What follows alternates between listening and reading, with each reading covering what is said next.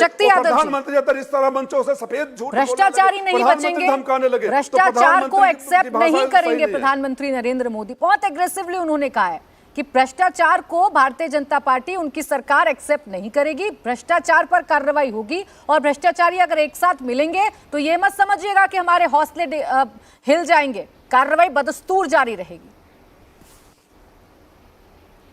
प्राची जी, जो माननीय प्रधानमंत्री जी की जो उद्बोधन है, जिस अग्रेशन की आप बात कर रहे हैं, जोर देने की, वो विपक्षी एकता के भय की क्रांद है जो उनके मुखमंडल पर साफ साफ दिखाई दे रहा है। क्योंकि विपक्षी एकता को उन्होंने लगातार टारगेट करके बातों को कहा है और हास्यास्पद उस समय प्रतीत लगा कि ये दूसरे के वादों को याद दिलाते हैं पर अपनी गंगा मैया को याद नहीं करते, जिन गंगा मैया की कसमें खाकर इन्होंने क्या कहा था बनारस में, वो तो भूल गए। दूसरे के कसमों को याद दिलाते हैं, लेकिन भारतीय जनता पार्टी शासित राज्यों में कहां कहां शराब बंद है ये नहीं बताते हैं, कहां कहां शराब की खेल है ये नहीं बताते हैं। आप नेशनल करप्ट पार्टी कहते हैं। आप क्या कहा था मेघालय की सभा में, क्या बोला था मुख्यमंत्रियों के संदर्भ में, फिर आपने उनसे संधि कर ली। देखिए, भ्रष्टाचार के पैमाने अगर एक है तो फिर आपके पास जाने के बाद वो बदल नहीं जाता। नेशनल करप्ट आपने कहा, हमने नहीं कहा। अभी आप सवाल पूछ रहे थे कि आप क्या मानते हैं, मैं तो कल भी नहीं मान रहा था।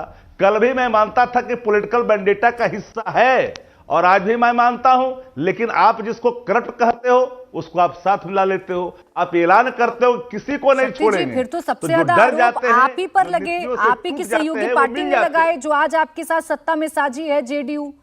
भ्रष्टाचारी ये सब आपके बारे में किसने सबसे ज्यादा कहा बिहार में? आज तो आप उनके साथ आ गए, ये कैसे हुआ? फिर प्राची जी, मैं कहना मैं दोनों बात बता रहा हूं। बताइए। जिनके बारे में आप कह रहे हैं और जिन्होंने दस्तावेज की बात अपने जिन लोगों ने कहा, भाजपा के साथियों ने, तो उन मामलों में तो सीबीआई की लीगल विंग ने माना कर दिया कि अब नहीं बनता है, केस बनता ही नहीं है, वो बंद हो चुका था। ये तो बलात् आपने रीओपन किया।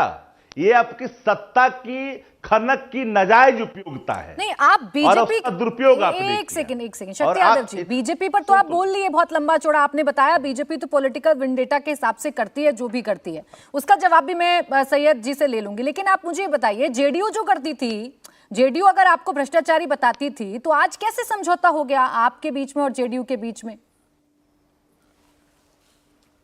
आपको शायद मैं स्मरण करा दूं, राष्ट्रीय अध्यक्ष जनता दल यू ललन सिंह ने क्या कहा कि जो भ्रष्टाचार के सवाल पर जिन शब्दों का इस्तेमाल मैंने किया था वो तत्कालिक जो स्थिति थी हमें प्रथम दृष्टया में प्रतीत होता था, लेकिन आज लगा कि नहीं, ये भारतीय जनता पार्टी ने साजिश कर करके ये इनके खिलाफ कार्रवाई की है।